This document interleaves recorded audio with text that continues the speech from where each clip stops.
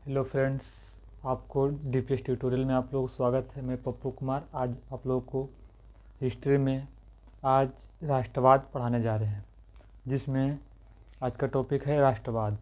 हम लोग आज धीरे धीरे करके राष्ट्रवाद को समझेंगे। तो राष्ट्रवाद क्या है, इस पर आज फुल चर्चा करेंगे। राष्ट्रवाद क्या, इसका कारण उन्होंने डिटेल में पूरा पढ़ेंगे। तो आप लोग अगर चैनल पर नए आए हैं तो आप लोग पहले चैनल को सब्सक्राइब कर ले, उसके बाद में आप लोग लाइक ज़रूर करें वीडियो को और दोस्तों के साथ शेयर ज़रूर करें। बस आप लोगों को एक ही है, थोड़ा सा शेयर कर दे बस। अब आते हैं अपना टॉपिक, राष्ट्रवाद क्या है। टाइम बर्बाद ना करते हुए आप अपना टॉपिक पर आते हैं, राष्ट्रवाद क्या है।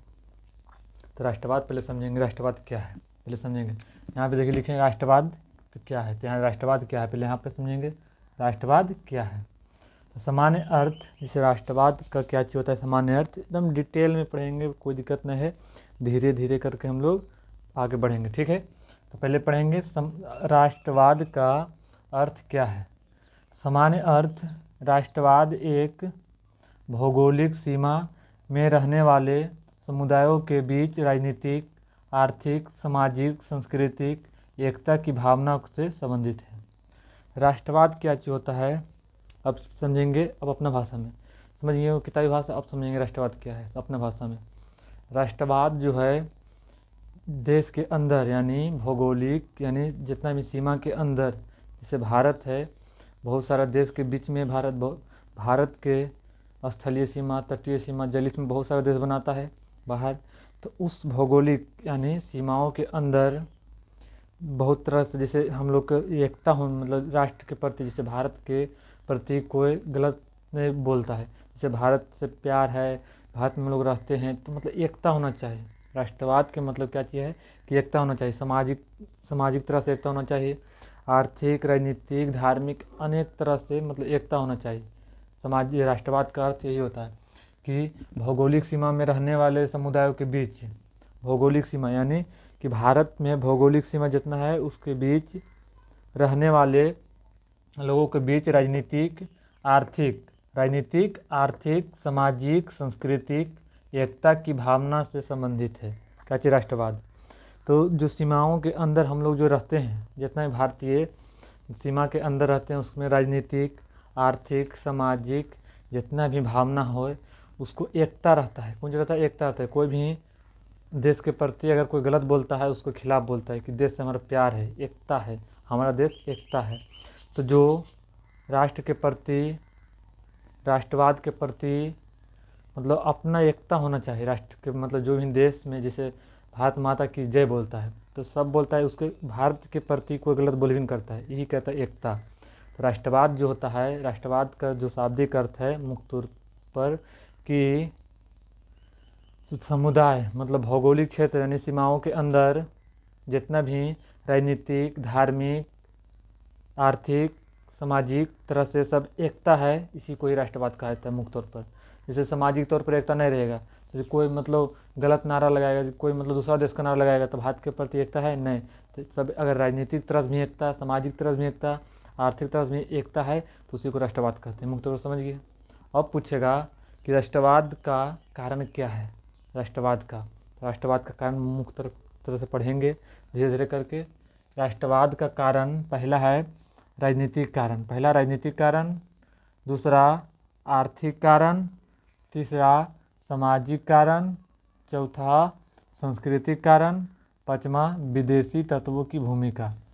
हम 5 कारण राष्ट्रवाद के कारण पढ़ेंगे। कितना कारण है, 5 कारण। हम लोग राष्ट्रवाद के प्रति कितना मतलब संवेदनशील, मतलब उससे कितना प्यार करते हैं अपना देश राष्ट्र से, उसके 5 कारण हैं। सब डिटेल से पढ़ेंगे, धीरे धीरे धीरे करके पढ़ेंगे। पहला है राजनीतिक कारण, तो हम लोग राजनीतिक कारण को धीरे करके बेस्ट तरीक़ा से पढ़ने का प्रयास करते हैं। तब आते हैं राजनीतिक कारण। तो राजनीतिक कारण क्या चीज़ है। तो राजनीतिक कारण आप लोग जानते होंगे कि 1857 के क्रांति, सबसे पहले जब क्रांति हुआ था, सबसे पहले 1857 में ही क्रांति हुआ था। तो 1857 जो क्रांति है ये राजनीतिक कारण है। कौन सा कारण है, राजनीतिक कारण है। 1857 की क्रांति कौन सा कारण है, राजनीतिक कारण है। 1857 कि क्रांति कहाँ से शुरू हुआ था, तो मेरठ यूपी से हुआ था शुरू। कहाँ से? मेरठ यूपी, वहाँ से शुरू हुआ था। 1857 की क्रांति में बहुत सारा कारण है, उसको अगर एक टॉपिक आता है पूर्ण रूप से हिस्ट्री में कि 1857 की क्रांति मुख्य तौर पर आता है, उसको हम डिटेल से बताएंगे। अभी बहुत सारा कारण पढ़ना है, तभी भी मतलब छोटा छोटा मतलब टॉपिक जितना ही है उसे बता देते हैं काम भर। उसके बाद में बहुत सारा है तो बताएंगे, इसका अलग टॉपिक आता है 1857 क्रांति कि नहीं, मैं आप लोग को छोड़ देंगे, नहीं उसको ही बताएंगे, लेकिन जो भी है इसको मतलब थोड़ा मोड़ा बता देते हैं। ठीक, तो बहुत सारा 1857 की क्रांति देखो कौन सी था, कारतूस की कहानी था। ठीक है, इसमें सुअर के मांस और गाय के मांस की नया राइफल, इस सब की कहानी था। इसको बहुत बेहतर से पढ़ाएंगे अगला टॉपिक में आएगा तो। ठीक है, 1857 की क्रांति क्या चीज़ था, तो राजनीतिक कारण था। फिर आता है 1885 के कांग्रेस के। 1885 में कांग्रेस के भी राजनीतिक कारण है। 1857 से भारत में 1857 से क्रांति मतलब शुरू हुआ था, मतलब मुख्य तौर पर ये है राजनीतिक कारण शुरू हुआ था, राजनीतिक के लिए राजनीतिक कारण। तो पहला 1857 की क्रांति, तो पूछेगा 1857 की क्रांति कहाँ से शुरू हुआ था, तो मेरठ यूपी से। मेरठ यूपी से 1857 की क्रांति शुरू हुआ था। फिर पूछेगा कि 1885 की, तो 1885 में कांग्रेस का स्थापना हुआ था 1885 ईस्वी में। किसके द्वारा हुआ था, तो ए ओ ह्यूम कांग्रेस के संस्थापक थे, ए ओ ह्यूम करके। ठीक, उसमें बहुत सारा नेता, महात्मा गांधी सब बहुत सारा मतलब कांग्रेस में मतलब उसमें भाग लिए थे।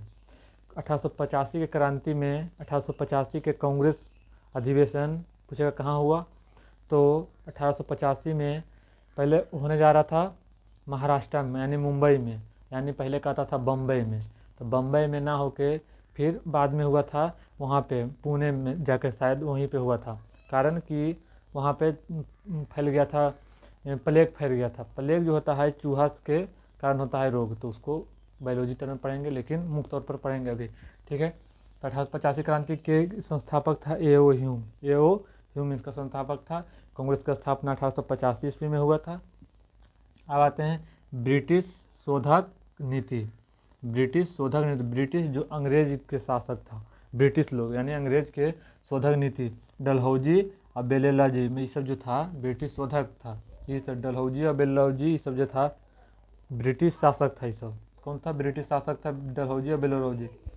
अब दूसरा पढ़ेंगे आर्थिक कारण। कौन सा कारण, आर्थिक कारण। आर्थिक कारण है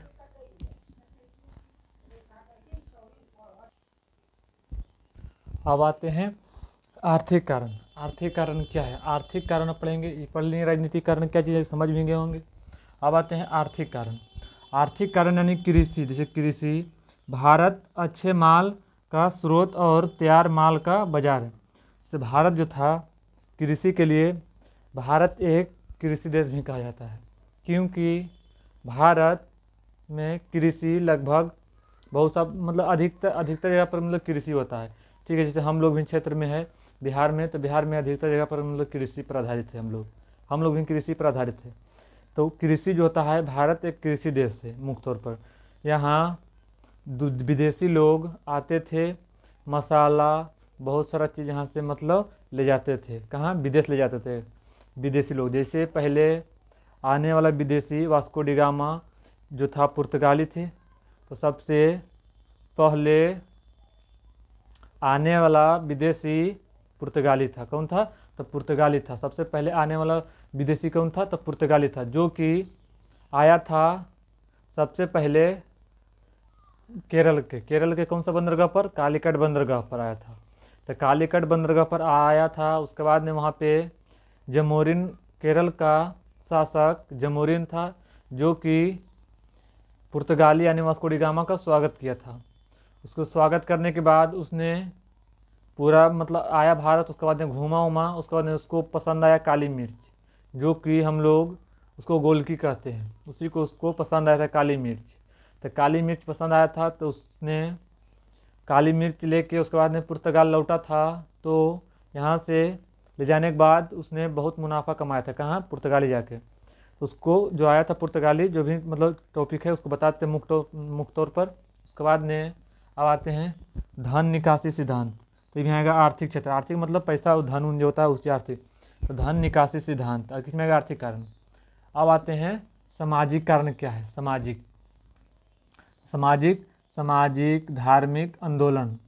सामाजिक धार्मिक, जैसे देखो दयानंद सरस्वती भारतीयों के लिए ये क्या चीज बोला था। दयानंद सरस्वती को आप लोग जानते होंगे।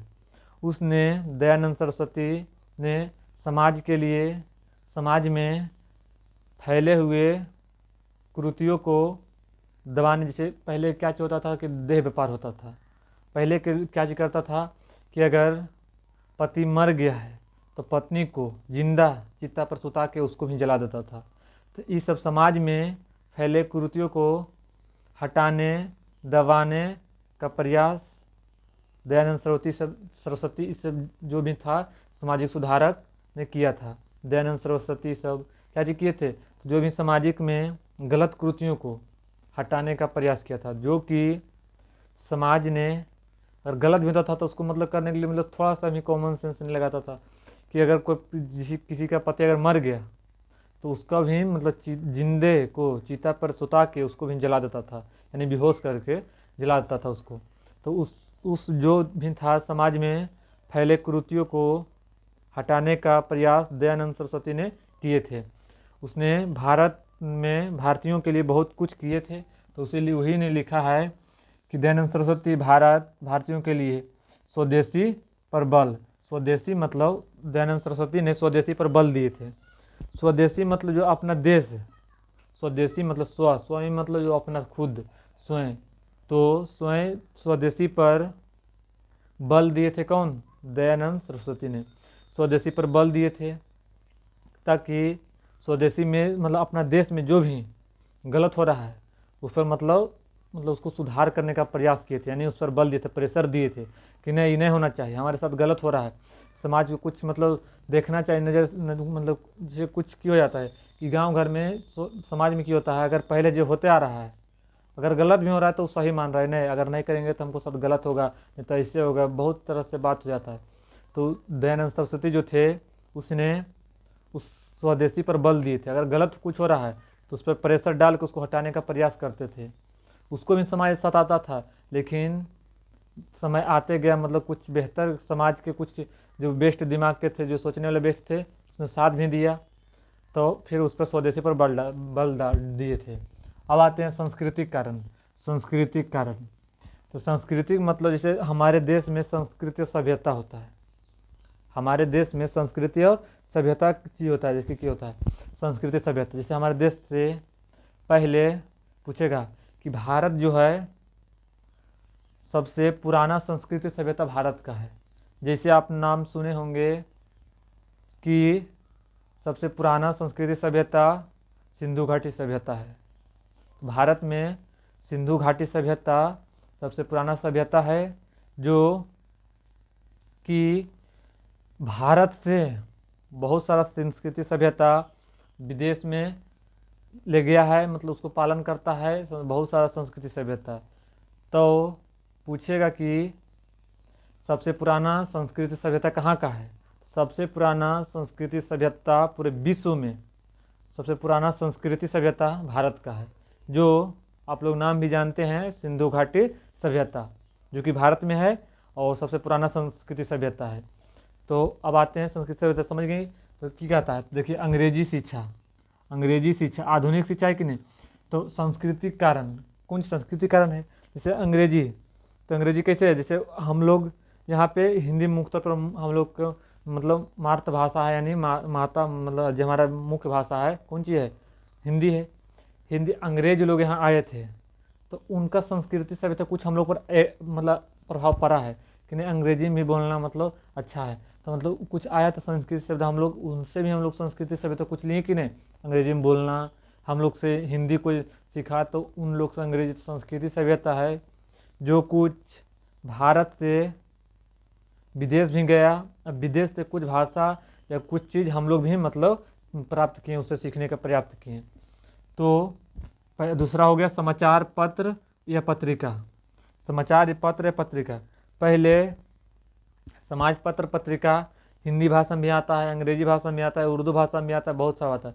तो संस्कृति सभ्यता है, हमारे देश में बहुत सारा भाषा है, जो कि हिंदी है, उर्दू है, मगही है, फिर हो गया मधुबनी ने बोलता है मैथिली भाषा, बहुत सारा भाषा है जो कि बिहार के यूनेस्को में शामिल होने वाला भाषा है। कौन सा? तो मैथिली भाषा को उसको मिल गया है, बिहार में मैथिली भाषा को यूनेस्को में शामिल किया गया है। अब आते हैं समाचार पत्र पत्रिका, समझ गए बहुत सारा भाषा में आता है। तो हमारा सांस्कृतिक कारण है, सांस्कृतिक सभ्यता। जैसे कोई अगर किसी को उर्दू पढ़ने आता है तो उर्दू में समाचार पत्र पढ़ सकता है, किसी को इंग्लिश में आता है इंग्लिश में पढ़ सकता है, किसी को हिंदी में आता है हिंदी में पढ़ सकता है। हमारा सांस्कृतिक सभ्यता है कि हमारे देश में विभिन्न प्रकार के लोग रहते हैं, विभिन्न लैंग्वेज यानी भाषा के मतलब ज्ञान है।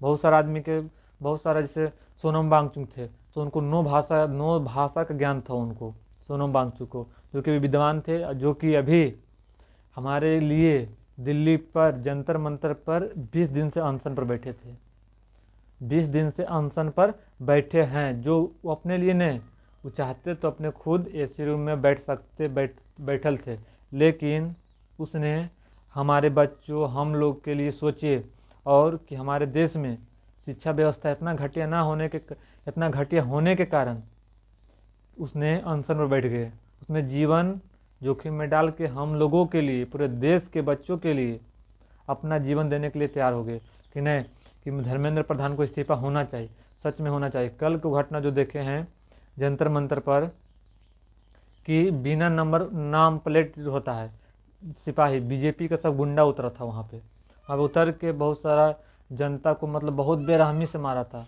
पहले जैसे ब्रिटिश लोग हम लोग को सताता था, तो अब ब्रिटिश के रूप में मतलब भारत के मतलब पुलिस यानी दुर्व्यवहार कर रहा है जनता के साथ, जो कि हम लोगों को दिन से ही जो सरकार को है वो कुर्सी से उसको मतलब प्यार हो गया, कुर्सी छोड़ने का नाम नहीं ले रहा है, उसमें कोई कुछ नहीं कर हो पा रहा है। जो आवाज़ उठा रहा है उसके खिलाफ दुर्व्यवहार कर रहा है। जैसे अभिजीत दीप के सर जो है उनको व्हाट्सअप नंबर रिलीज कर दिया, मतलब फैला दिया, पब्लिक कर दिया गया है, जो उनको बहुत परेशानी झेलने पड़ रहा है। उसका जो नंबर था उसको प्रेशर बना रहा है, उसको व्हाट्सअप बोल रहा है कि उसको धमकाया जा रहा है कि आप बीजेपी में शामिल हो जाइए, आप बीजेपी में शामिल हो जाइए, बार बार प्रेशर दे रहा है। अगर ये नहीं सुन रहे हैं तो इसको घर में जाके, मुंबई में इसका घर है महाराष्ट्र, वहाँ पे उसको घर में जाके मतलब प्रेशर दिया जा रहा है कि उसको मतलब बचवा लीजिए, नहीं तो फिर मारने की धमकी दे रहा है, पूरा परिवार को मार देंगे, तुमको मरवा देंगे, बीजेपी में शामिल हो जाए, इतना गुंडागर्दी कर रहा है बीजेपी सरकार। तो आप लोग, जब तक बीजेपी सरकार हटेगा नहीं, जब तक कोई भी शिक्षा स्तर हर क्षेत्र में मतलब गर्त में चला जाएगा। तो आप लोग एक ही कीजिए, स्टूडेंट मतलब ईवीएम से चोरी कर ले रहा है, ठीक है, तब हटाइए सब कहानियाँ ख़त्म कीजिए।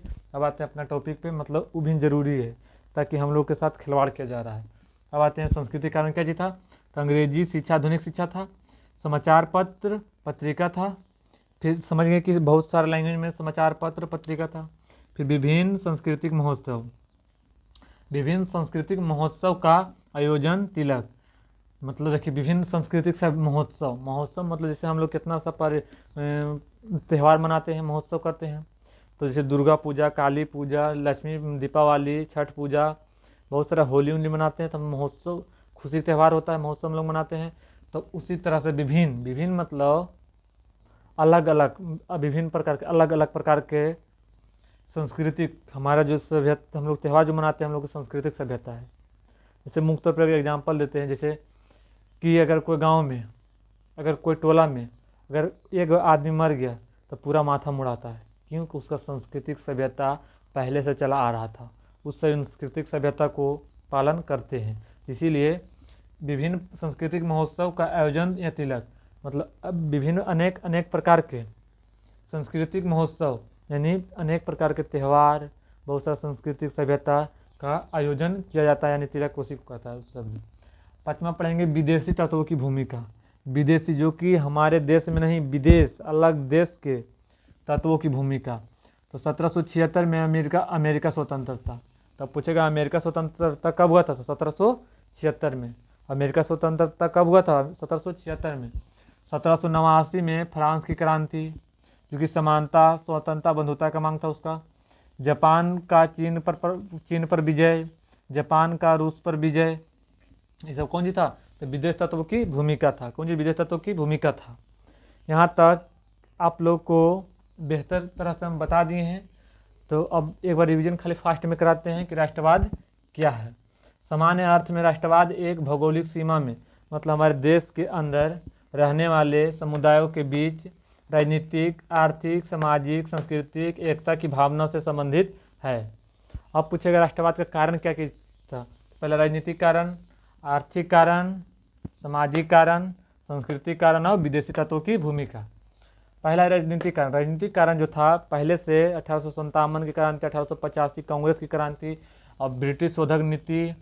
आर्थिक कारण जो कृषि, भारत के जो कृषि लोग थे, भारत एक तरह से कृषि देश है ही, कृषि भारत एक कृषि देश कहलाता है, जो कि वहाँ कृषि भारत अच्छे माल का स्रोत है और तैयार माल का बाजार।